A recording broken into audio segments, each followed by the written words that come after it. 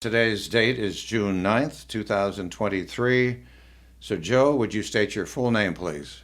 Yes, my name is Dr. Joe Connor. Your date of birth and your present age. Well, I was born May 3rd, 1949. That makes me 74 years old. All right. Where were you born? I was born in a little town north of where we're at now, in Shider, Oklahoma, above a drugstore. And where are we recording this? We're recording this in Fairfax, Oklahoma, in the offices of the Fairfax Chief Newspaper, the Fairfax Community Foundation, and also the Office of Paradox Research. And who is this woman sitting to your right? This is my wife, Dr. Carol Connor. So, Carol, you married Joe. That's why you're here at this table. That's exactly why. Right. And so when did you get married? Oh, my goodness. Decades ago. Okay. All right. Can I have your date of birth? I never tell people that. That's fine. That's fine if you don't want to do that. I'm close to Joe's age. Can we say that? No, you appear to be 39. How's that? Absolutely. Thank you got you. it. You Right. got it. Now, the newspaper, how did you come by this newspaper? You can tell that story. So Joe's sister ran the newspaper here in Fairfax, and she did that for many years, and she passed away suddenly. And I decided I would walk down to the newspaper office to see if I could help, and I knew nothing about the newspaper. I have no experience in the newspaper business. And so I helped for a week or two, and at her funeral, the Oklahoma Press Association came to the funeral and said, "Are you guys taking over the paper?" And we said, "Oh, heavens no. We know nothing about the newspaper." And they said, "Well, you know, if a weekly newspaper in Oklahoma doesn't publish 2 weeks in a row, it loses the right to publish legals for 2 years, and so no one would be interested." They said, "It's really easy to run a newspaper, and we'll come and show you how to do that. And you can just run it until someone buys it." It's been 8 years now. So, Joe, you and Carol have a health research business. That's right. Tell us a little bit about that. Yeah, well, we're both PhD psychologists, research and clinical psychologists. And for our first few years, probably a decade out of school, we worked as clinical psychologists, which means we saw patients, diagnosis and treatment and so on. At the end of that period, around 10 years into the business, we were living in Santa Fe, New Mexico, when Carol's father and my father here in Oklahoma passed away within a month of each other. And we decided, well, we probably ought to come back to Oklahoma because our mothers might need us. So we resigned our jobs in Santa Fe, New Mexico, lovely place to live, and moved back to an old Osage home that was owned by my uncle, who was an original allotee, which means he was Osage who inherited or got the rights to oil money. And then we decided that we would fix the old house up, and then looked around and decided, what are we going to do now? So what we came up with was there were no people where we were living, way in remote part of this county, a former reservation. And we decided, well, maybe we can polish up our research skills and see if we can get some research work with some tribes that we knew, admit in other works. And so we were fortunate enough to get a few research jobs, and then even more fortunate after that, we met Wilma Mankiller, and Wilma hired us for about 5 years to do research for the Cherokee Nation, and that really got us started. So now, 30-some years later, we're still doing research for tribes, and we've worked all across the country with over 100 tribes. Great work. Yeah, great work. Very entertaining. Yeah, very Yes, entertaining. yeah. And education, despite the fact you're both PhDs, you didn't know what you found out, did you? No, No. a lot of experience. Right.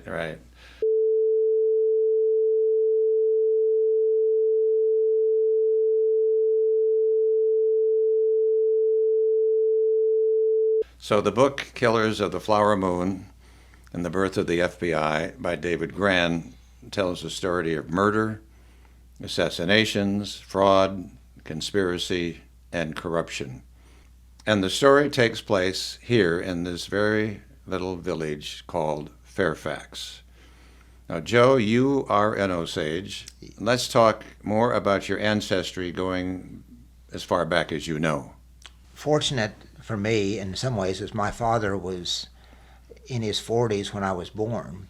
So he was born before the state became Oklahoma, so he was born on a reservation here in 1907, right before statehood came, just a few months before. And also he was one of the last Osages who were signed up to be an original allottee, in other words, to be sharing in the reservation land. Prior to that, my grandfathers, great-grandfathers, were prominent Osage citizens, one of them being rather notorious, a fellow named William or Billy Connor. His Osage name was Ohunkamoe, which means walks on end, and he got that name partly because he was a trader. It used to be when the United States Army hired Indians as scouts, they weren't called scouts back then, they were called trailers. They were hired to trail people, other Indians in some cases. And so he started out notoriously as a scout or trailer for Custer. He was rather notorious for things, not only scouting for Custer, and that was not uncommon back in those days for the United States Army to employ other Indians to scout or trail other Indians, and that was the case here. And partly it was a bargain struck with the devil because we were on a reservation in Kansas at that time and confined to a small portion of it because we had already signed a treaty saying that we were going to leave and be removed from Kansas. So the government was supposed to be feeding us, and they weren't. So we were hungry. General Custer knew we were, and he went to the tribe and said, hey, give me some young men to trail these Cheyennes and make sure you get fed. So that was a deal they couldn't turn down. And these were young Osage people, men who had a chance to track down historical enemies, the Cheyennes. And that led eventually to the Washita massacre in western Oklahoma. They were part of that. After that, he came back and ended up here on the reservation in Oklahoma, which was our last reservation. He hooked up with a woman who actually was my great-grandmother, my blood relative, whose husband, who had been my great-grandfather, his name was Wakantashinka, or Little Doctor, and his wife, Von Leotasa, also murdered a few years later. But William Connor had married her Osage way, and they had a small child, or she was actually having his child when she was murdered. Pushed onto an ice floe on a buffalo hunt out by Alva, Oklahoma, on the Salt Fork River. After she was murdered, William Connor came back here to the reservation, and he and several other Osages, including one here from Fairfax, prominent Osage from this community named Nika Washatonka, decided that they would hold a mourning ceremony, which was a traditional way of assuring passage to a loved one who was murdered into the spirit world. So it was a fasting and a dance, and then a war party went out to find someone to sacrifice. So they did. They left probably right here, not far from where we're at, camped on Salt Creek, went out west, somewhere around Pond Creek, Oklahoma probably, and found a Wichita Indian. Turned out he was a Wichita chief. He was hunting by himself. They tracked him down and killed him, took his head and his hair, because that would be assurance that their loved one, William Connor's wife, who was murdered, they didn't know who, but they suspected probably other Indian people, would go on to the spirit world. And of course that's caused a ruckus, as you might guess, because already the Osages and the Wichitas had government agents. Wichita's down in Anadarko region and us here in Pawhuska. So the agents, U.S. government agents, arranged a meeting between the Wichitas and the Osages that were conducted here in Pawhuska, lasted for several weeks, in which the Wichitas demanded the Osages turn over the murderers, and the Osages refused to do that. At some point, these negotiations kind of stalled out, and one of our early post-reservation chiefs named Governor Joe came in and said, okay, it's time to wrap this up. You Wichitas go home. We'll give you some horses and some money, but you're not getting the men. So they did. So anyway, shortening the story a little bit, my great-grandmother, who was murdered, had a child by her husband. What was her name? Her name was Leotasa. And her son was my grandfather, George Connor. His Indian name was Tishduha, Buffalo Hide. And he was subsequently adopted by William Connor, who was still alive. And William took George, who was about 4 or 5 years old, and raised him for a while with another woman that he married, an Osage woman. They had a child. That woman he married died of natural causes, leaving 2 children that William was in charge of, Connor, and he decided he wasn't, the parenting type, so he gave it to an Osage woman to raise my grandfather and his other child, plus several other orphan Osages, on a big ranch north of here in the 1880s. So my grandfather grew up there, as well as William's other daughter, Kathleen Connor, who later comes into the story. But George was raised there until he was sent away purposefully to the Carlisle Indian School. They wanted him to go there. Approximately 200 Osages ended up going to Carlisle Indian School over the years, over a couple of decades. And George, my grandfather, was there for 10 years. He came back to Osage country when William Connor, who by this time had graduated to the tribe's first Supreme Court justice because he had gotten training as a lawyer after doing all these notorious things, and he was one of the people who resisted the United States government's attempts to allot the reservation. He was the legal spokesman for the tribe. He apparently, according to my father, Don, said that William was probably killed by pro-allotment forces for his resistance to allotment. That could have been white people or other Osages who were in favor of allotment. He was murdered in 1899. My grandfather George came back at that point from Carlisle Indian School and was appointed National Council Secretary of the government that was still in existence. George, because he spent 10 years at Carlisle, was pretty good writing and reading English, so they put him to work writing formal protests submitted to the U.S. government about allotment. So voluminous or number of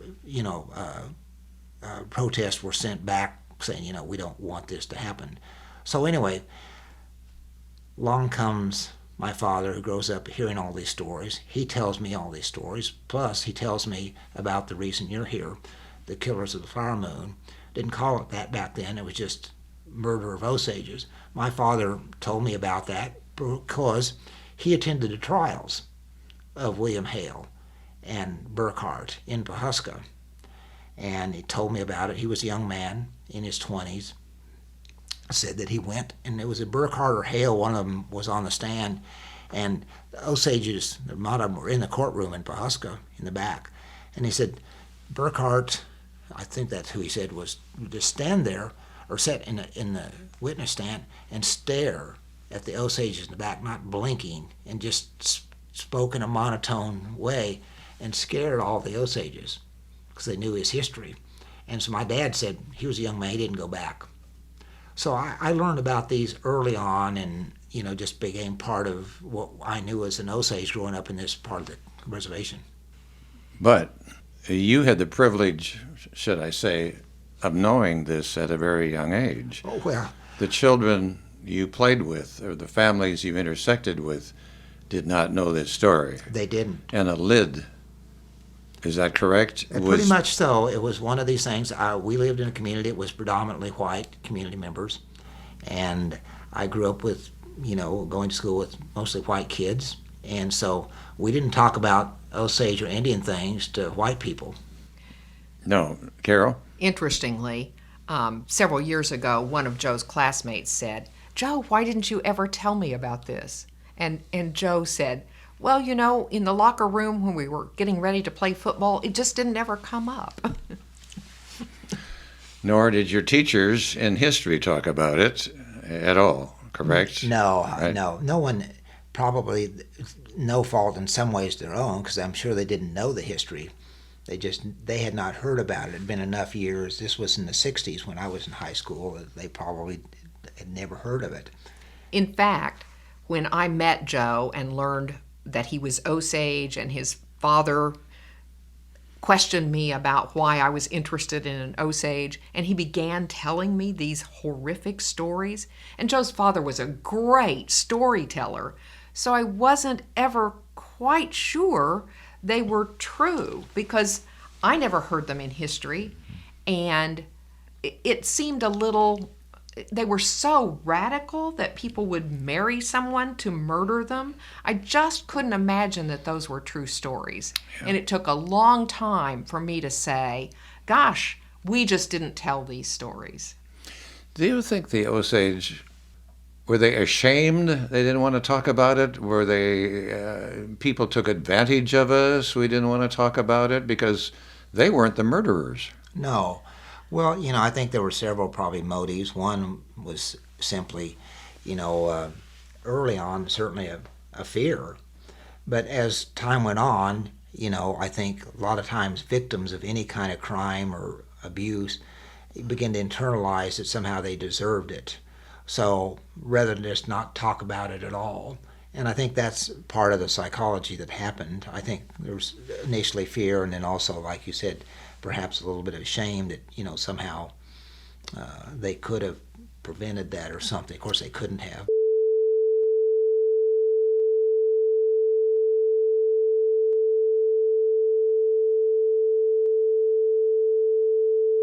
We're going to hear the term allotment. Give me the definition of an allotment.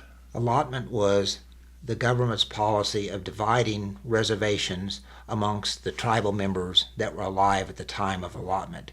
So, for instance, for the Osage, there were around 2,300 of us here, and each of them got, that 2,300 each got a share of the former reservation, which is Osage County, and so that amounted to a little over 600 acres apiece. And then part of that was reserved for what was called homestead, in other words, where you built your house, and then the rest of it was called surplus land. So some of those were small parcels that just scattered all through the reservation. So my fathers and my grandfathers and my uncles, my aunts, who were all allotted, got land, and my grandfather, being an educated person, a full-blood Osage who spoke the language, was educated nonetheless, and figured out, hey, he could trade with other Osages their surplus land for his surplus land and cohese the land into one parcel for him and his children. So I was raised in the northwest part of the county, and where he was able to bring most of that allotted land together into one piece. Not all of it, but most of it. So one of the things about allotment was that when tribes were moved here and given reservations, the land was held in common. That was really hard for individuals to figure out how to get their hands on if they wanted land. And so allotment was partly an idea of we will give each individual Indian their own land. That will help, quote, civilize them.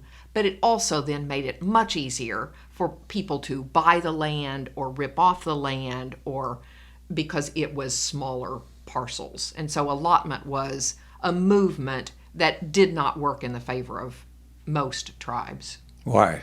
Because then you could lose your land. So if you had believed that land was held in common, and you had not known the white concept of individual land ownership, and someone came to you and said, hey, I'd give you a bottle of whiskey for your land, and you didn't know that you owned it, you didn't have that concept, that sounded like a deal. And so it was an easy way for natives to lose their land.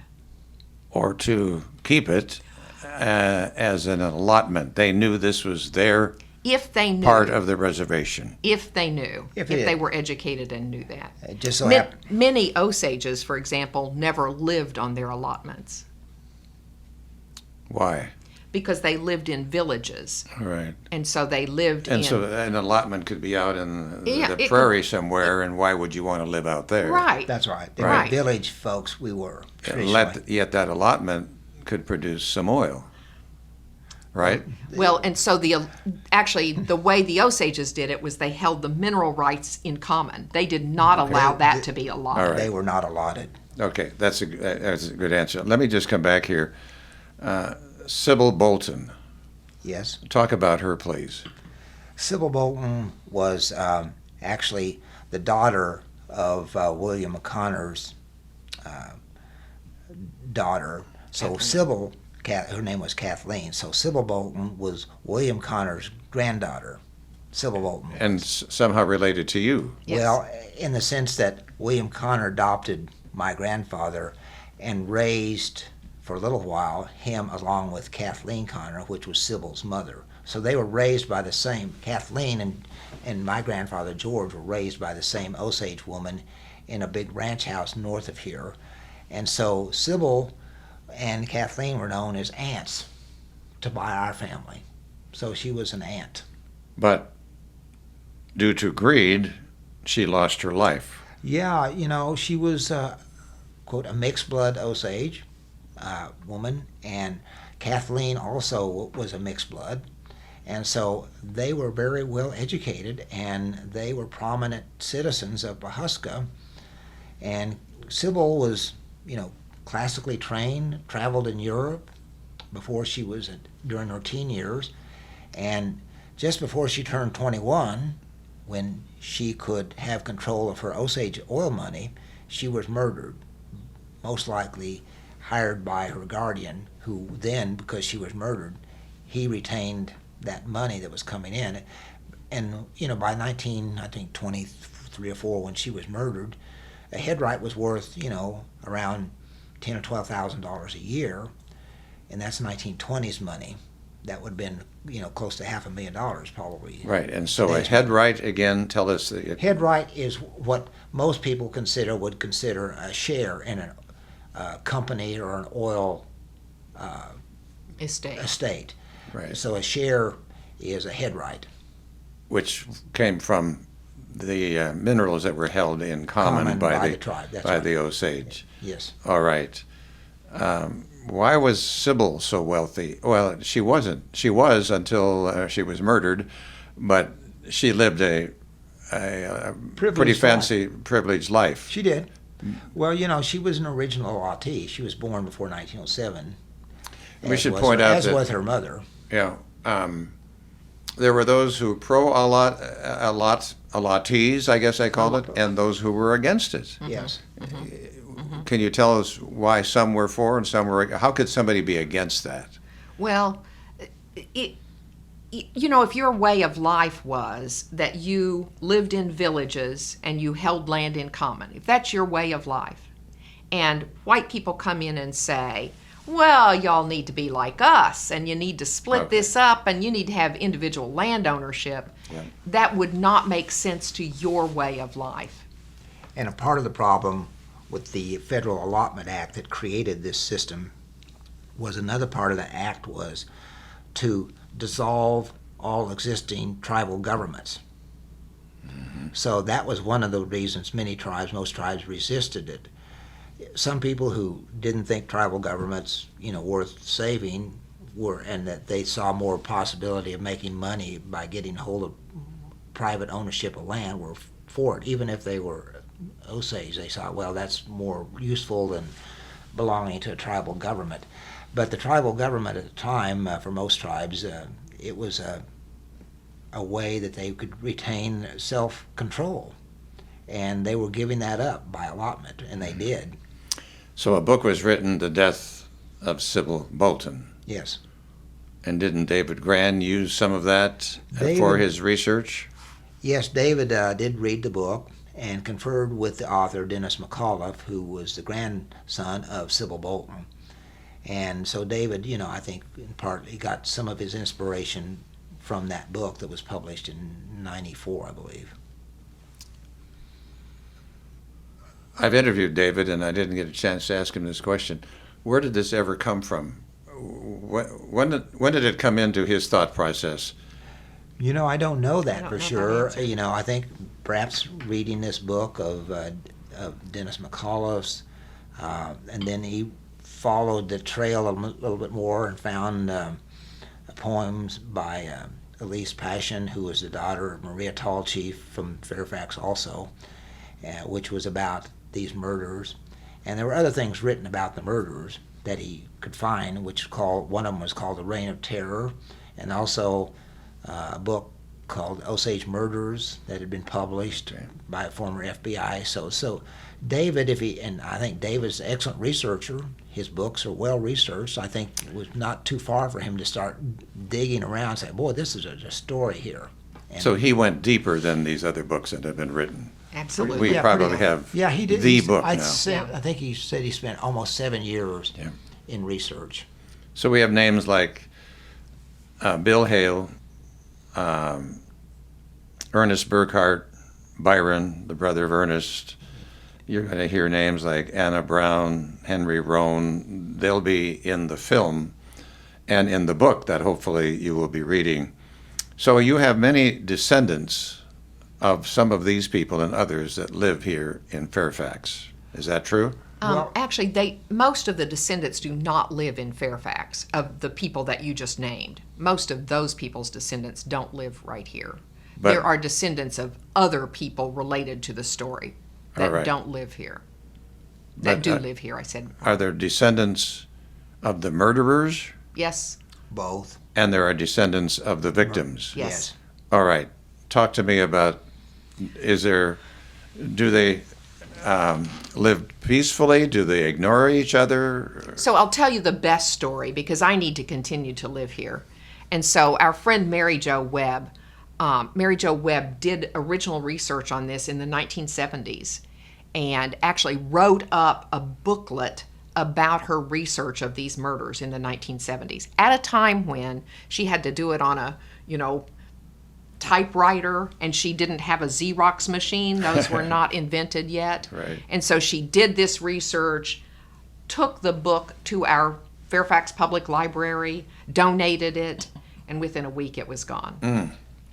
And she suspected who it was that had made it be gone. They because banned books back then, did they? by Certain just taking them and burning them, I think. There's only one, so it was an easy job. Yes. So there is a family here who are descendants of someone who likely murdered Osages. And eventually, Mary Jo was the best Catholic I have ever known in my life. She went to confession all of the time. Mary Jo was deeply spiritual. And so at some point, this family's church here closed, and they began to attend the Catholic Church. And so Mary Jo would say, every week I would go to confession, and I would say to the Father, Father, I didn't listen to your homily again this week because I was sitting in my pew hating those people next to me because of what their family had done. And she said, you must forgive me, and I know they did not do it. They are not responsible for the sins of their father. But it's very difficult for me to listen to your homily because I'm so busy hating on them. Yeah. And the Father eventually said, Mary Jo, you don't need to say that every week. I understand. Yeah. Wow, that's powerful, isn't it? It is. It is. Were there any families on both sides that ever forgave and actually became friends and back and forth? Or are those divisions still pretty ripe? So there are families where murderers' descendants have married Osages, not particularly Osages who were descendants of victims. And I can't think of a case where there's really been active forgiveness. Was there pushback among some of these people, these descendants, to the very book that we're talking about? Yes, the funniest story is that I think was telling you the story of I was in physical therapy and I invited someone to come to David Grann's book signing, and the person said, "No, I'm busy." And I said, "Oh my goodness, well, I can get you a signed copy." No, you don't need to do that. And so I told my friend Mary Jo Webb, this person was very odd with me. And Mary Jo said, "Oh my God, Carol, I wish I could have been there." "Why is that?" "Well, this is the daughter of someone who likely murdered Osages, and I had invited her to the book signing." And eventually, this woman's sister said to me, I was going to a family reunion of theirs to take pictures for the newspaper.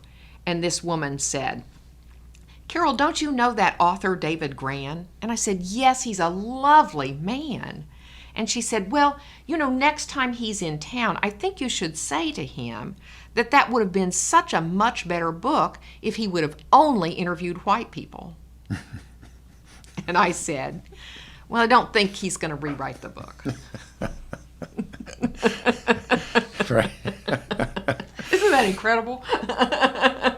The two of you worked closely with David, I know, and didn't you introduce members of the Osage to him to make them feel at ease about the book that he was about to write? Wasn't that your role at the beginning? Well, I don't know. Mostly Mary Jo. Yeah, mostly Mary Jo. Mary Jo was initially reticent to talk to David, and eventually her son and daughter-in-law convinced her that it was okay, and then she actually did an interview with David at our house here in Fairfax, along with several others. I interviewed with David as well, but anyway, it was one of the things that she came to terms with. Mary Jo eventually got comfortable with David, but David knew, interesting enough, David knew a little bit about the reticence about this, partly because he had talked to Dennis McAuliffe, whose book came out earlier in '94, like I said, and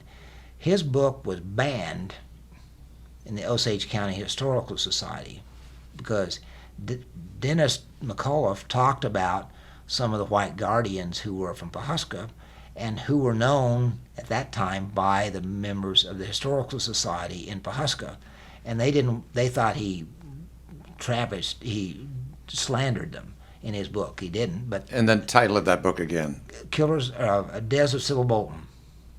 The Deaths of Sybil Bolton. Yeah, Okay, and so right. anyway, David talked to Dennis about his reception, what it would be like amongst the Osage people in Pawhuska or in Fairfax, and Dennis said, well, he didn't know, but he came and agreed to have this book signing in the little space down in where we have in the theater, the foundation does, and he signed, I don't know, several hundred books that day, maybe 300 or 400 books. Ran out of books, actually. We had people lined up on the street trying to get into it, and mostly all Osages and out-of-towners, not too many local white folks. But anyway, David was still talking to us about, well, I wonder how really Osages are going to take this. And some Osages did somewhat object. But not that night. Not that night. So we had a banquet for David out at the Gray Horse Community traditional meal building, and David and his publicist were coming, and they said, well, let us get a soda or something. I don't think they had any idea what this was. So we go out to Gray Horse, and the way Gray Horse people do that is if you're being honored, they sit around the edges of the building until you arrive. And so David and his publicist walk in late, and we have a table at the front, and David said, well, just find me a place. No, David, this is for you. And so he came to the front, and Osages spoke movingly about how thrilled they were that he had told this story. Mary Jo spoke. People talked about how grateful they were that he was telling this story and that the world would know it. David was deeply moved. I bet tears were flowing. It was. It was amazing. David said that was the most significant thing in all of his book tours was this traditional meal held by the Gray Horse people. Gray Horse is where? How far from here? About 34 miles east of here. Right. Yeah. It's the traditional community. In his book, I think maybe does he say 20, 25 were murdered? But the number gets much bigger than that, isn't it? Well, various, including Oklahoma Historical Society, who looked into this some time ago, estimated probably over 100. And if you go out to the cemetery in Fairfax, not the one in Gray Horse per se, where these particular victims in the book are buried, but all of the Osages who are buried in Fairfax Cemetery, and you look at the dates of their deaths, all in the early 20s, 1920s, and they're just bunches of them all over the place. And many of them were young people, not very old. They didn't die of old age. Obviously, died of something else. No one says, but there are a bunch of them in the cemetery here in Fairfax. And so, as Mary Jo's grandfather was one of them. And so, because of the newspaper business, I am often researching things from the past on newspapers.com. And one of the things that I've learned is that just like now, I print when people haven't paid their taxes. And so back in that era, that was printed as well. And so there would be the tax bill for different people. And so there would be the name of a white guardian, and then 4 or 5 Osage names below that, because those are the people they're supposed to be taking care of, and how much taxes they owe. And then you look at the next year, and for some of those guardians, all of those people are no longer living. Mm-hmm. And so if I were to do more research, I would learn how old they were and why they had killed them for their money. And so David Gran said to me one time, Carol, if you want to live in this community, you might not want to do deep research on this. And I think he's right. Really? Really. Have either one of you been threatened? No, not threatened. It wouldn't be that. It would be more just ignored. It would be more. It would be so disturbing to know. Could cut you out socially. Yeah, all of the things that happened. Right. Yeah, like I said, the interesting thing along with that question is, the Fairfax Foundation, we created this exhibit that you saw down in the theater about a memorial, and also about why these murders happened and so on. And as far as we know, very few members of the white community have visited that exhibit. Most of the exhibit visitors have been from out of state or out of the city, from Tulsa, Oklahoma City, other places, all over the country, of course, and international visitors. But very few local people go to that exhibit. And it's actually part of our feeling that, like so many of us, we don't want to be blamed for things. And it's easy for people to be afraid that they will be blamed for things they didn't do. And so I think a lot of people would rather just ignore the whole topic than have the feeling that they might be blamed. Some of this is kind of like the history of blacks and what we're hearing about, and the whites don't want to be blamed. I guess I'm on my own thinking. I know those things were bad, but it wasn't me, it wasn't my family, it wasn't us who did it. And so you would think whites could say, yeah, there are bad characters in any group. We would wish that our education system would teach you that kind of concept. Understanding. But I'm not sure that we're teaching that. Yeah. All right. Yes, I was in your memorial there and in the Tall Chief Theater. I'm going to talk more about that. But Carol, you gave me a very emotional feeling. So let's pretend that we're standing outside your memorial right now, and you pointed across the street. Tell me what you were pointing at. And so directly across from the Tall Chief Theater is a building that would have been the bank of William Hale. So it's directly across the street from the Tall Chief Theater. So it would have been a one-story bank with a marble or faux marble facade, which would have glittered and glowed and been very impressive. And that's where William Hale's bank was. Okay, then as we look to the right, that building on the corner. If you look to the right, the bank on the corner was the bank where the offices of the Schoen brothers were upstairs in that bank building. And so that actually was where they had their offices. And the Schoen brothers were good friends and colleagues of William Hale, doctors. And so if William Hale wanted Lizzie Q poisoned, it would be an easy, less than a block, it's half a block, to walk down to the end of the street, walk up the stairs to the Schoen brothers' offices and say, hey boys, why don't you poison Lizzie Q? If you look to the other end of the street, less than a block, half a block, there's a place where it says Hale Hall, and above that was a billiards hall. And so Bill Hale could saunter down the street as the king of the Osage and walk up there and find a cowboy and say, hey, you want to knock off Henry Roan?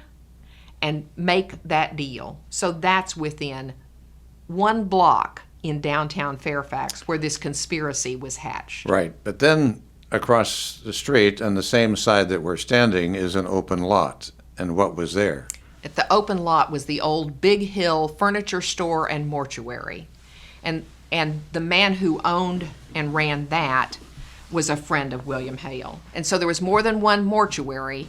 But if someone was murdered, Bill Hale would make sure that they got to that mortuary so that the body could be mutilated so no one would know what had happened.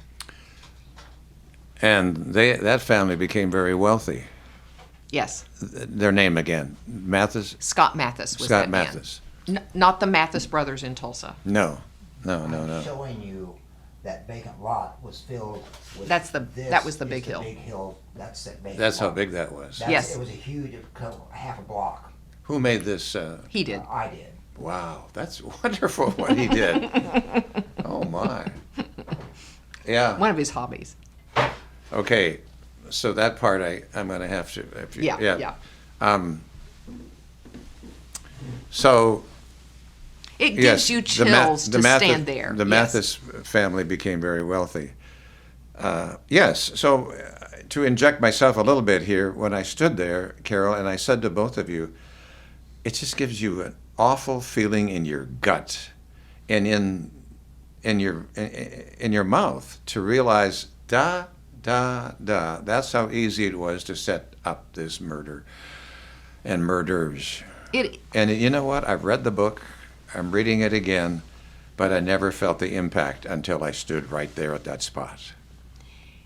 It's deeply moving to realize that in a town where so many good things could have happened, there was wealth, so many good things could have happened, but we had people actively working to murder their friends and neighbors.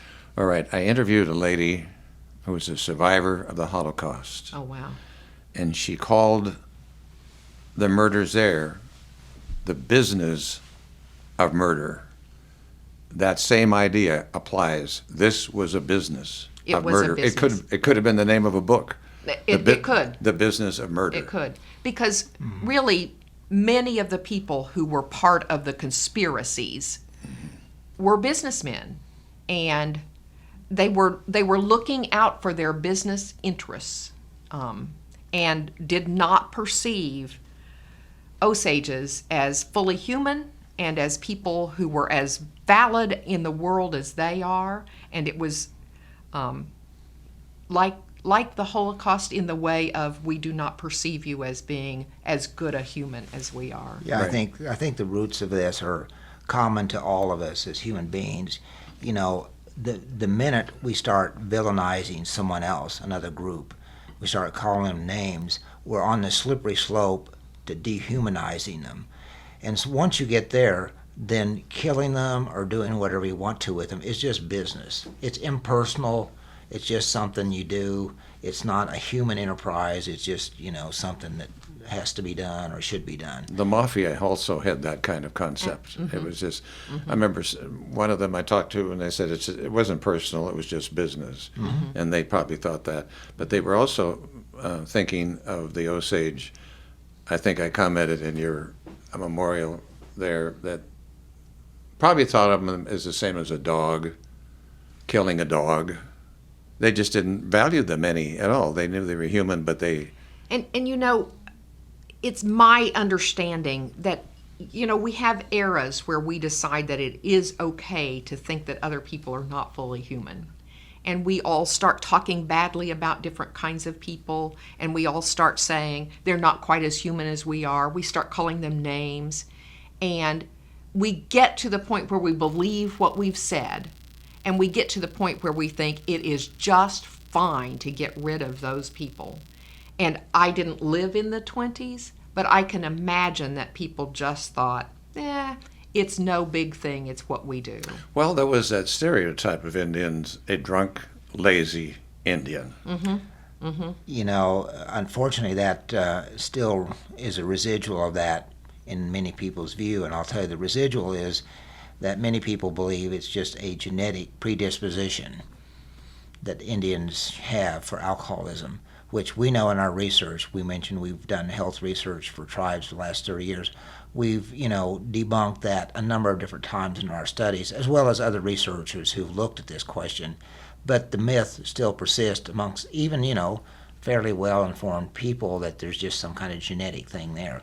And there really isn't, but, you know, that's part of this probably thing grew out of this stereotype that they were just drunks. Okay, why was the stereotype there? What supported that stereotype? Well, you know, all you have to do is think a little bit about history and understand, you know, what it would be like if you introduced an intoxicant to a group of people who are not used to it, and it suddenly made you, you know, feel powerful and funny and giddy, and, you know, it's a very seductive thing to do.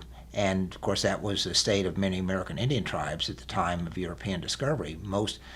Some who did have intoxicants were very limited and very ceremonial, and there weren't very many of those.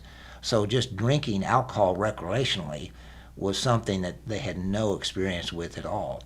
And what you find out in our own research and others who've done this kind of work is that you track the time of exposure to American Indians with Europeans over time. What you discover is the earlier that there was contact, there was this initial problem of alcohol, of abandoned drinking and problems, you know, because no one could figure out how to control it. But longer things went on, tribes got a hold of that and began to control it. So what you find out is, for instance, the Cherokees, who had contact with the Europeans probably in the early 1800s, certainly, you know, had that problem to start with. But as time evolved, they become one of the most sober populations in the country. In fact, our own research, when we were doing it with Wilma Mankiller, documented that they actually, in surveys in the community and everywhere else, drink less than their white neighbors. Blacks. No, the white neighbors. No, The American Cherokees. Cherokees drink less than Indians their white drink than neighbors. their white neighbors. And then you move further west, when European contact was more recent, you find problems tend to grow. They're still lingering on. And so, you know, there were several things like that, and also federal policies that, you know, exacerbated the perception that Indians were alcoholics, and I can talk some more about that, but nonetheless, that's All right. the case. I'm fascinated, I don't know why I should be, when Bill Hale went to the Cowboys and said, I want you to murder somebody, what kind of money do we know? How did he pay them? I've forgotten, but it wasn't much. Probably a It bottle of wasn't whiskey? much. I've forgotten. Although money didn't take much. It wasn't much. I'd have to look it up. It wasn't much. And I don't know if he made good on it. Yeah, you may rope Right, them too. right. You know, he was not probably, I mean, when you're doing that kind of thing, who's going to hold you to account? Bill Hale, who was played by DiCaprio, what's his first name? Leonardo. Bill Hale, yeah. Bill De Hale Niro. is played by De Niro. how come I have this mixed up? I don't know, because initially Leo was going to do it, but now it's... Yeah, well, okay, by De Niro. So, I've lost my track of thinking, right? Yeah, on so that part. so Leo played Burkhart. Ernest Burkhart. Uh-huh. I'll set that up again. I wanted to make sure here that many of these people were interviewed in your home, so you sat in on those interviews more than likely. Oh, yeah. Oh, yeah, yeah, right. with David. Right. Yes, Let us also say about David, his personality that probably helped make this thing work. I interviewed him. Now, you just tell me about it. He had a very sweet, pleasant, easygoing, He does. easy to talk to kind of personality. He does. He's very open and friendly, and lets people speak without interrupting them. And he's very socially adroit, and I think that's part of why people, Osages who were initially reluctant to talk to him, eventually came around to talking to him because of his style. But you had to reach out to some of these people. Well, you were the finder. Well, some, but others, he was able to persuade on his own without my. Well, how would he even know who they are? But through well, you. he had met other people who told him who he should be interviewing. So it wasn't just me. There were other people he had talked with and was given leads on. Right. Where- You spoke of the cemetery, which is a short drive away from Fairfax. And when I came in here today, I said, do you think we'd have time to drive down to the cemetery? I'd like to take a picture of those uprights. Headstones. And you told me what? Well, I said, that's really not something that I would recommend you do, because many of the local Osages here in Gray Horse have taken a public stance against having people visit that cemetery who are not Osage. Is it because of the harm or the disrespect we would have? Well, And so in Yeah. the past, so I've been to that cemetery many times, and the first time that Joe took me there, back in the day, people had little ceramic pictures of themselves on their gravestones. And at the time I first went there, you drive through the Gray Horse Cemetery, and here's this beautiful ceramic picture of an Osage murdered in the 20s. And someone has shot out the ceramic picture. Yeah, okay. And so that kind of disrespect, that always sends chills through me. That not only did we murder you, but we're shooting out your image. And lately, someone has taken it upon themselves to try to restore all of those ceramic images, but there's a grave concern that people might be disrespectful. I must say, from the people I know who have visited, I've not seen that disrespect, but I can understand and sympathize with that feeling. Right. Amazing. We talked about the memorial, and since we established it a little over a year ago, we've had probably over 6,000 visitors to that little space down there, which is about 12 by 14 little space that tells them about our history and so on. When we have actually been there and interrupted somebody visiting the memorial, had a chance to chat with them, all of them, none of them that we ever talked to came here with the idea of, tell us about the murders, gruesome aspects of the murders, or where they happened, or anything like that. They came with the question of, how come I never heard of this, and why could this have happened? And they were, seeking solace, I think, because they read the book, and they came, and they were very respectful. And some of them at that time had gone out to the grave and sites in Gray Horse, and they were very, solemn and very respectful. And I think probably most of the visitors that we know would be. But there's still fear amongst the Gray Horse people that there will be, when this movie comes out, there will be a different audience than the book readers. Book readers, they think, and there might be some truth to this, are different than movie viewers. And so it may be that that would be something that would vandalize the cemetery. And so they're very reluctant to have people be encouraged to go out there. Okay, I'm trying to process that, but maybe I'll just move on. Um, okay, then that brings us to the film itself.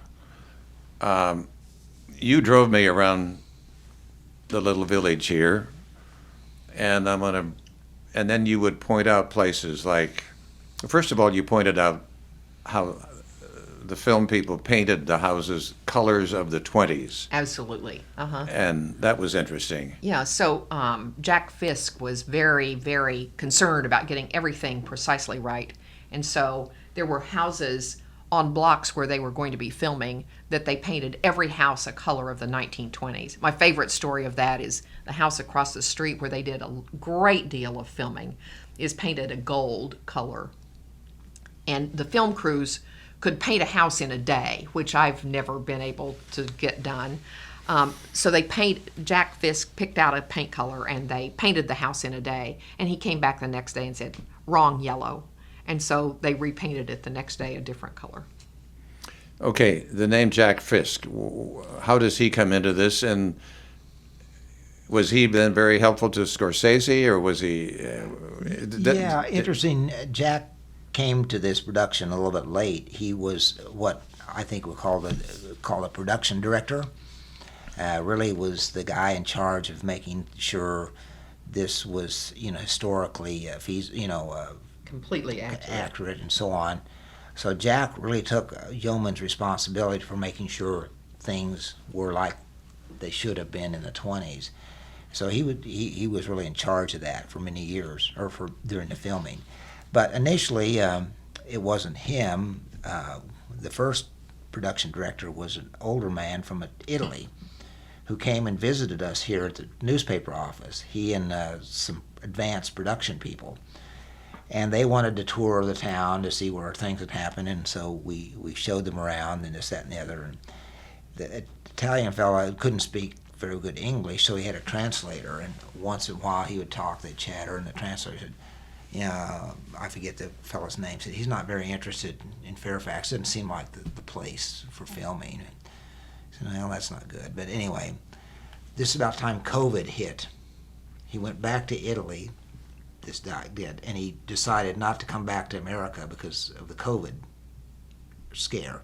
So Jack Fisk was brought in as the new production director, and Jack actually lives in Virginia, and he's worked on all kinds of films all across the country. Isn't he married to Sissy Spacek? He is. He is. The actress. Yes, That's and right. so what we really admired about Jack was that he came here, he looked at old pictures, he looked at old books. We brought some people in who had old pictures. Jack was totally detail-oriented. And so my favorite Jack Fisk story is that we showed him a maybe 1-inch picture of the Catholic Church in Fairfax in the grainy. 1920s. And he had that building reproduced down to the details of little wooden crosses above the windows, so that at least at the level of the detail, I'm sure the movie is accurate. I don't know if the story is, but I know at that level it is. One thing related to the Fairfax Chief newspaper is that Jack asked us if we had any pictures of the old Fairfax Chief during this period of time. And we didn't. I had seen something years ago, and I couldn't lay my hands on it. I had a rough idea what it looked like. So Jack asked me if I could sketch it out. So I sketched out a picture or a drawing of what I thought the old Fairfax Chief newspaper office looked like. Jack took it and recreated that in faux Fairfax in Pawhuska. So when you see the movie, you'll see the Fairfax Chief in some of the scenes, and that's our newspaper office that I gave Jack the rendition of. Very good. Didn't they build a fake railroad in Pawhuska? They did. They did. They brought in a locomotive and some cars. They built 2 miles of railroad. They ran the train down the track. And actually on the trailer, which is already out, you see the train coming into the station. And that station, too, was recreated from pictures of the old Fairfax train station. So we recreated both in Pawhuska and in Fairfax. Yes. Mostly in Pawhuska. Mostly the recreation was in Pawhuska. But And they actually came to Tulsa they Yes. did. and did some Yes. scenes They there. filmed in other locations, too, out in the country and other things, too. Right. I think we want to point out, well, first of all, you haven't seen the film, nor have I. No. But Chief Standing Bear, the Osage Nation chief, has seen it, Yes, and you visited with him about it. yes, and some others too. And he was pleased with it? He was.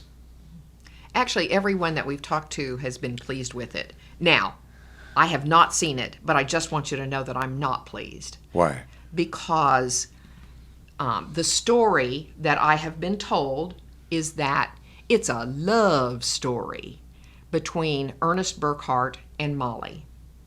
And so I'm sure that that will help sell the movie, that it's a love story. But here's my take on it.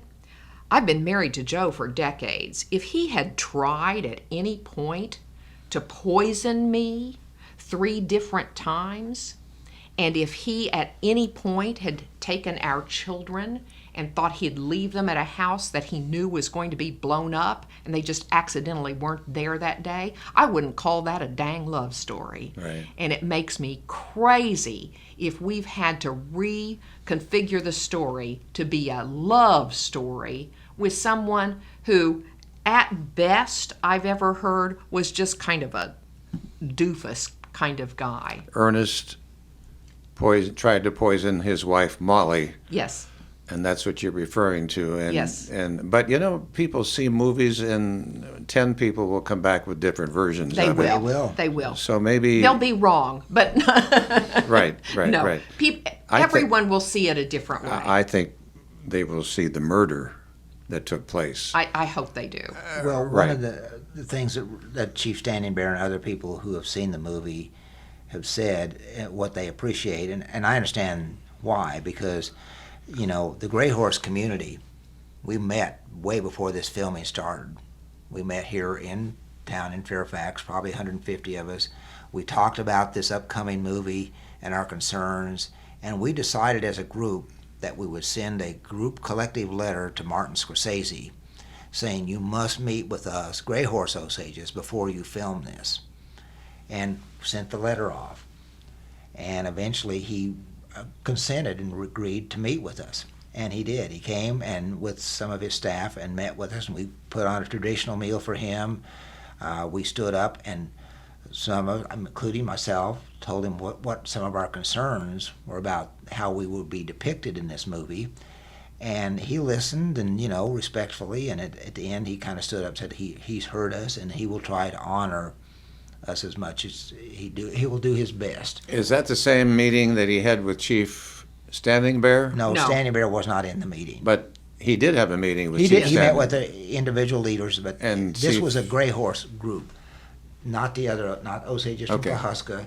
Chief Standing Bear is a Pawhuska village person, so only with Gray Horse people. All right, so then do Gray Horse people like Pawhuska Osage people? I mean, is there a division there? No, we It's don't. just separate communities. Just separate, There okay. are 3 traditional villages in the Osage: Pawhuska, Hominy, Fairfax, Gray Horse. Chief They Standing, just all do things a little and different. they I all understand. have different affiliations. Chief Standing Bear said that Scorsese was a real easy guy to talk to, responsive and all, and he felt real good about him. Well, most people did, and I think as far as I know, the reason many of those Osages people who've seen the movie and participated, even were in the movie as extras, felt that he got many aspects of our traditional lifeways and culture correct, partly because he hired traditional artisans to make the costumes, and one of the things Chief Standing Bear said to Scorsese, he told us, he said, we don't want to see somebody on screen, even if he's native, talking, Lakota or Sioux or Cherokee. They need to be talking Osage. And so Scorsese made sure that happened. So when you hear language, you will hear Osage language on it. And so everyone was pleased with that they didn't dub in, some other language speaker pass as Indian. It seemed that I heard that Robert De Niro was taught Osage. He did learn some words, yes. Some words, right? That's did. right. I'd have to say it'd be hard to be taught that very Yeah, quickly. not an easy language to pick up. So no, you could learn a few words. Joe, are you able to speak more than a few words? Not a whole lot. I could speak some, but But the story is about Fairfax. Yes. It's not White Cloud, it's not Pawhuska. And in the film, I think you're feeling good that it does come off very much that it's a Fairfax story. Am I? Absolutely, as Yeah. far as we understand. Yeah, Yes. because all of the signage you will see in the movie, Fairfax will show up repeatedly on the train station, on our news, so I think Yeah, that one will day, come across. one day when they were filming in Pawhuska at the train station, we were over there taking pictures, and some woman said, "Hey, excuse me, are you from here? Do you know why it says Fairfax on that train station?" And I said, "Because that's where it happened. We're now in faux Fairfax, but this is where it happened." So I feel good that the signage particularly is going to say Fairfax. Right. And so You know when people come, they could come to Pawhuska and say, "But where's Fairfax?" They're going to ask for Fairfax. They are. They- Yes, they're going to already come have. to Pawhuska. We've got the Pioneer Woman there and all that. People may come there and then discover Fairfax as well. So this brings me to the Tall Chief Theater. There were some ballerinas from Fairfax, weren't there? And their names were? Maria and Marjorie Tall Chief. Maria was the first America's prima ballerina, for Yes. instance. And their father built the theater, opened in 1928. That's Al- right. Yes. See, I know some history too. That's Yes, right. Alex Tall built Chief the built. theater. Yes. Right. You have built a community foundation. Tell me about the foundation and its purpose. Well, let me give you some history. The foundation was in existence before we assumed leadership roles in it. It had been working on restoring the theater back in the 80s and 90s, and they were working on it. Back then, we had a senator, Oklahoma State senator from here, and back in the old days, they used to give senators some discretionary money that they could spend in their communities. And so happened that he made sure that this foundation got some money to work on this theater. And so for a while, they were actually making pretty good progress because they had a stream of income. Of course, as you might know, being in Oklahoma long enough to figure this out, they were voted in term limits at some point, and our senator was term limited out, and the cash flow went, to nothing. The foundation board members at the time, began to squabble because they didn't have any money, and eventually they dissolved. Some of them passed away. Some of them were elderly, and it just gave up. And so at the last minute, probably it's been 8 years ago or so, we were invited by one of the remaining foundation's founders to come and visit with her about how could we be interested in doing something. She knew we had been active in the community, and said, "Well, okay, we'll talk to you about it." Long story short, she resigned and handed the foundation over to us in a moment when we didn't have full clarity. We agreed to it.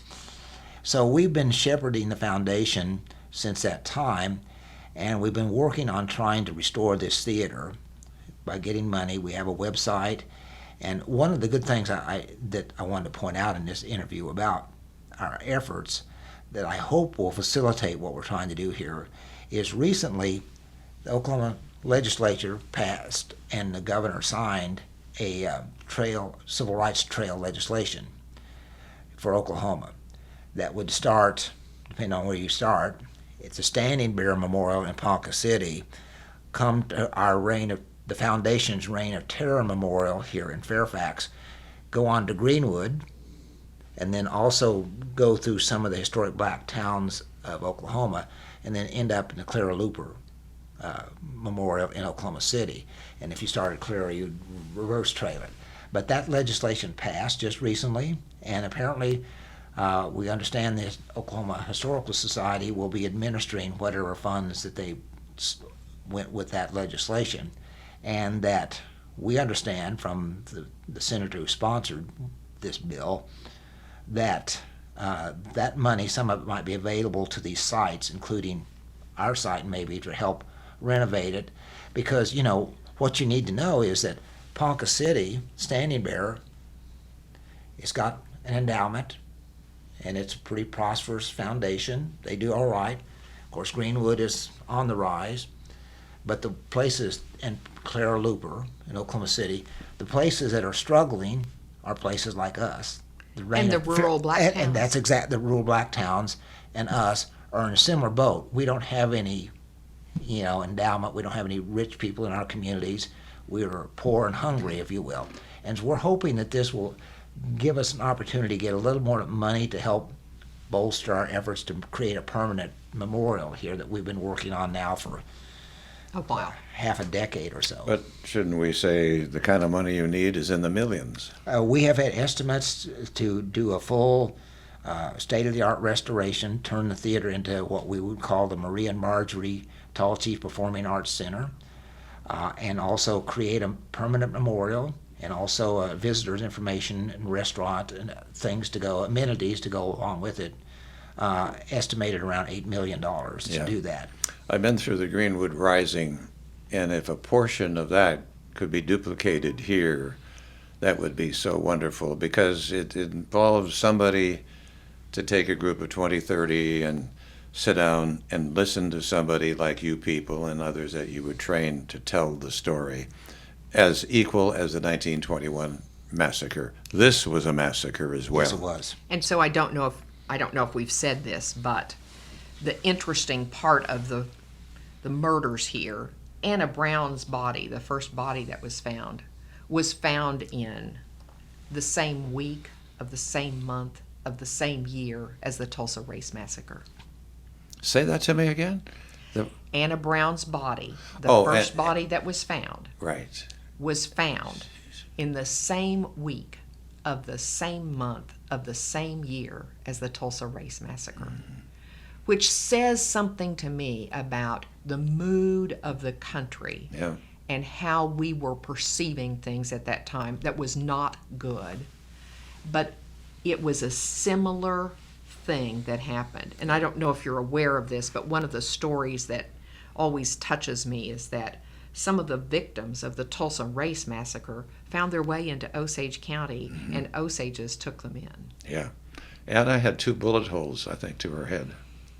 Yes. Yep. Yeah.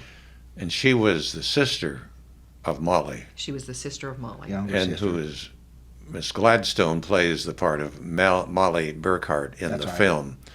And they're already talking about Academy Award for her and maybe nominated for the film. I mean, the film I itself. have to tell you that I haven't seen her in action, but She's a real she's human a being. wonderful human She's a human being. being. She's of all of the Lily. people- Lily. Did you? Okay. Yeah, we've met her. Oh, okay. I was going to ask you about DiCaprio, Gladstone, and De Niro. You met them? We met Lily. We met Lily, and we spoke with De Niro. Oh. Lily actually connected with the Native community here. There's something called the Osage dances every June. Lanska. And the Gray Horse dances happened last weekend, and Lily was there. Oh, really? She was here the Came year back before, for too. it. She's been here twice now. Wow. She connected with people here, and she's just a lovely person, very very sure of herself and very reserved, but just a delightful person. Somebody posted a picture on Facebook of her talking to some little girl, and it's just this darling picture. So she live in California? Oh, I don't know. I believe so. And so she came on her own dime to be part of that, even though the production was over with and there was nothing to gain, but because she wanted to be there.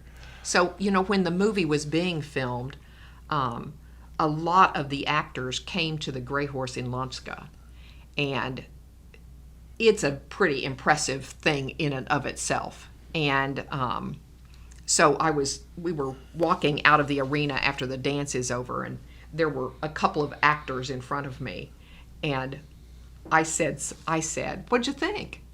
And this actor said, "Man, that was intense." And it is. If you haven't seen it the pageantry before. is amazing. All right, and you talk about actors. Yeah. These are unknown. So this was like, I always get his name wrong, Sturgill Simpson. That's not how you say it. Okay. And Jason Isbell, who All is right. He's a musician, but he was in this. Right. And so they're not really unknown. They just aren't as grand as Okay. Leo and Robert and Marty. And Lily is just real, she's chatted with us and we visited with her, about what she's likes about Osage. And well, I know what she likes about Osage. She met an Osage boy. Oh, really? Yeah, She did. we shouldn't probably. We wanted to. But anyway, I don't know how that'll turn out, but she did. But you saw filming. Oh, Oh, yeah. lots and, of filming. and I don't know how close they would allow you to it, but did they right across this? Yeah, right across the literally street. right across the street where my Actually, office is right over there. And I just if you were watched. on this side of the table, you could see the house where they filmed. And so we stood on our front porch and filmed day after day after Picture day. after picture with thousands of pictures. Yeah. And so they didn't actually want us taking pictures, but it's pretty hard to run you off of your own property. And so And a newspaper. and a Yeah, newspaper. What do you expect? So we had lots of pictures here, and then when they filmed down the street, a friend of ours owns a property down there, and so we went down there and filmed. So we filmed, I don't know how many days, but many days. So one story I like and would like to share is we have a kid who takes pictures for us for the newspaper. He started when he's 14 and he just turned 20. And he took pictures over and over, and he has a picture of De Niro, Marty, and Leo that was actually on 60 Minutes recently. Oh, really? Because they were doing something about David Grann's new Yes, book, The I saw Wager. that. Right. Yes, and so his picture was actually used on 60 Minutes. So we thought that was really cool. Someone's come Absolutely. in. That was filmed in Fairfax. And this was filmed right across the street from, right over here at this house. That's De Niro and DiCaprio. Somebody autographed that? They signed a book for us, Who did? Leo and De Niro. And so we have copies over on a shelf of a book they signed, so we just kind of copied their signatures and put them on. Whose signature is this? Bob? Hard to tell. Would it be Bob De Niro? Yeah, maybe so. Yes, that- yes, that's De Niro. Yeah, it is. Yes. Yeah, it is. Okay. Yeah. I call him Bobby. Well, You and we call Bobby. him Marty too, and this is part of the downtown Fairfax or Pawhuska that they created for Old Fairfax in the 20s, and you can see the reason I took these pictures. That's our newspaper office in the 1920s. Okay, That will be in the film. right. If Actually, you that- like, you can have those. Yeah, I do. yeah. Okay. I yeah. left. I had charging my phone in the car, so I should be taking pictures. But if I can take that You can have it. You and can this have it. pamphlet too, Yeah, as a matter sure. of fact. Okay. In the film, they'll see a house that was blown up. I think you referenced to that. Tell me about how they set that up. And that's here in Fairfax, and you drove me past the vacant lot now. Right. Tell me about it. And so when the location people came here, they said, are there any houses here that, look like the house that was blown up? And I said, oh, yes, there's a house just down the block that's vacant. That's really almost an exact duplicate because Osages had to have an architect design their home. So sometimes they'd share those drawings. So this house was a duplicate of the house that was blown up. And so they got in touch with the woman who owned it, and it was in decay. They took the house, they painted it to absolute perfection, inside and out. Furnished it? Furnished it. It was beautiful. And then they sort of fake blew it up. So they would bring a dozer in and tear down part of it, and they laid gas lines under it. And so Jack Fisk, I would get sort of tickled because they'd be filming this as if it had exploded. They'd turn on the gas line so there'd be a fire. But Jack Fisk, when they would stop, would go over and move a board like it wasn't quite right. We had to have the blown up. And he was looking at pictures of the house after it had blown up. So they had that house, they had a car that was blown up during the explosion. And so my sister got very concerned that they'd taken a 1920s car and destroyed it. And so the people who had built a fake blown up car actually drove it to her coffee shop to show her that they had built it to be blown up. It wasn't an actual 1920s car. And so they would film something as if it were an explosion, and then they'd move some boards around. They painted part of the trees so it looked like they were burning. And houses nearby. And yes, houses nearby. Because when the night that the house exploded, huge flames started immediately after. One of the nights that they filmed across the street here, they were filming as if Leo had just heard the explosion, Ernest Burkhart. And so he would walk out of the house as if he had just heard the explosion.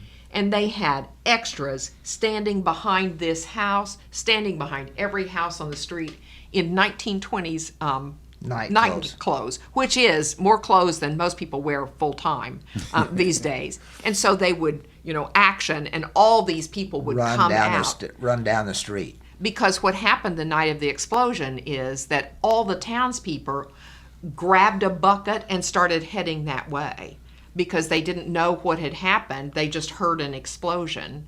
And eventually a fire truck came and laid 2 little tiny water lines and started putting out the fire from it. But the night of the explosion, the whole town was awakened. So real quick, because I can tell people to watch the movie, but why was the house exploded? Why did it? Because the Smiths, what was her? Bill and Rita Smith. Rita was Molly's sister, and Bill married to Bill Smith, and then the idea was Rita would be killed, and then Molly would inherit her headright. And Bill Smith had been married to another of Molly's sisters who had died and married Rita, and he had started saying to people around town, I think I know who's behind this. And so he and Rita had been in Arkansas at Hot Springs. They came home and they blew up the house the night they came home. The house they had bought it from the Schoen brothers. But he knew it was going to be blown up. Bill Smith didn't, but Ernest did. Ernest knew it was going to be blown up. Right. And had actually intended to leave their children there that night. Yeah. See, this is where it gets to your gut. It does. It just does. It does. I've heard stories about his son, and his son did not love his father. Be hard to love your father if you knew that. And Bill Hale, even after he served time and he was released, he could still walk around Fairfax and there would be people who would enjoy actually talking to this man. We're told that he was released. The word went around town, Bill Hale is here, and people gathered as if there was a parade. How sick can that be? Yeah, I know. Well, but who would have been gathering with him? Not Osage. No. All the whites. Yeah. Bill Hale himself was what? Did he have Osage? No. He was a cowboy from Texas. He was a Heinz 57 or whatever. From Texas, yeah. He eventually was released from prison and went and lived with his daughter in Arizona and is buried in Wichita, Kansas. Okay. You talk about Native Americans and all. I think the perception has changed a lot over time on the Native Americans. But at a time they were uneducated. But there have been many from this area that moved, the same as what happened in the massacre in Tulsa. Absolutely. Families that were well educated moved to Chicago and other places, and they went on, had very well educated children.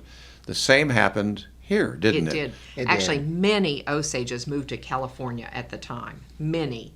And if you had the resources and you could get out, I can see why you would do that. But they were educated people, PhDs and doctors and lawyers and all that. And if this didn't happen, I don't know, I suppose they could have been living here and using the money maybe and sending their children off to great colleges. Is that true? Staying in Osage County right. and helping build our economy. Right. And what's interesting is that when the gray horse dances happen, when the Pahuska dances happen, when the hominy dances happen, Osages come back from everywhere. And it is astonishing how many well-educated Osages there are. And it's astonishing how many of them don't know their history because their families left Generations and ago. said, forget all that, because it was a horrific time, and that those stories were typically not shared. So, go ahead. Marjorie Burkhart. David Grand treats her so beautifully at the end of the book, and how she is a very reticent person. She is. I actually have her phone number, but I don't think that would work for me. I think somebody'd have to approach her, and I'm not even going to try. But Marjorie said to someone, you know, you have all these families that are so big, and my family is very small. I don't have the aunts and uncles that you had, or the cousins that you had. Isn't that something? That's how big. And she was the granddaughter of Molly Burkhart. And that is something I hadn't even thought about. Yeah. Oh, yeah. And you know, the same is true for Dennis McCullough, who wrote the book of The Deaths of Sybil Bolton. His family's fairly small. We are connected with him and friend cousins with him, but because of that murder, there also wasn't a large family. And there are many families here that's true, that they are not large families because somebody got murdered. And, you know, it always reminds me of war veterans, you know, when I'm writing stories about war veterans, and okay, that line ended there because that person is gone. And for Osages, like Anna Brown's family, it's the whole family. Yeah. It's the whole family. Yeah. Isn't it, it's tough not to have that in your mind. You don't act upon it every day. I happen to be of Norwegian descent, and I've read about how Germany invaded Norway, and I'm still upset about it. Yeah. I understand. Sure. My family was Dutch, not German, just so I don't think it was us. No. Right. Well, as we begin to wrap this up, is there anything else that you would like to make a point of? Yeah, I would like to add that, you know, we are still trying to create this permanent memorial and restore the theater and so on. And one of the things we've been very fortunate in the last year or so, we've met some people, one of them being an Osage person who was estranged from this community. He wasn't raised here, wasn't raised in the Osage community anywhere, grew up in Oklahoma City, and we were introduced to him because he's a filmmaker by another friend of ours that we met and knew him, and she said, you might want to meet this guy. He's Osage, and he's a filmmaker, a budding filmmaker. And we said, sure, you know, we'll talk to him, and he came up. And lucky for us, he comes here, and he finds out that his family is actually from here. They live across the street from us. From us in town. And he didn't know who they were. And so he's found out since then. But he's also gratis. He's paying it for himself, making a film, a documentary on Carol and I's efforts to create a memorial that we not started with us, but started with Mary Jo Webb in the 1970s to create a memorial to these victims that was sabotaged back then. And we picked up on that and been working on it since we've had the reins for many years now to create a memorial to the victims that not only would honor what happened, but also serve as a venue for healing of tensions that people will feel, and the solace that some people come after having read the book, maybe after seeing it, they'll come with these questions with an ache in their heart, because these films that will in the book touched people. And we want them to have a moment in which they can reflect and say to themselves, you know, none of us had any say over who we were born to or where we were born. And so, but we do have choices now that we can make. We don't have to make the same choices our ancestors made. And so there is hope for us to become, better people, all of us. So we want this memorial, and Damon Waters is the filmmaker, is trying to create this film about what we're trying to do here, not just about the murderers. That will be plenty of coverage in the movie and so on. But what this community, and he's highlighted Carol and I's work, Damon sees us as, key to this thing. And I suppose we are in some ways. But anyway, with this community's effort, small group of people, to keep this thing alive and turn it into something positive and not divisive. Mm-hmm. Not further dividing this community, but bringing us together over this tragic event that can turn into something that is healing and unifying. Yeah. So we're hoping that film comes out this next month. Documentary about the efforts to save this theater, and we're hoping to premiere at different places to help raise some more money for this project. Right. Well, I want to thank both of you for your hospitality, and you were great storytellers. This is so wonderful. I can hardly wait to see the movie. Good. Yeah. You said Osages had seen it. Were they the ones that went to the Cannes Festival? Yes. All right. Yes. And so was it a big contingency invited to the? A dozen or so. Yeah, not huge. Okay. All Yeah, right. maybe a dozen. I'm not sure. Not that many. Well, thank you. Well, thank you. It was a delight to visit with you. We need to stay in touch. Yeah, let's do Okay, it. John. All right. I can't find the.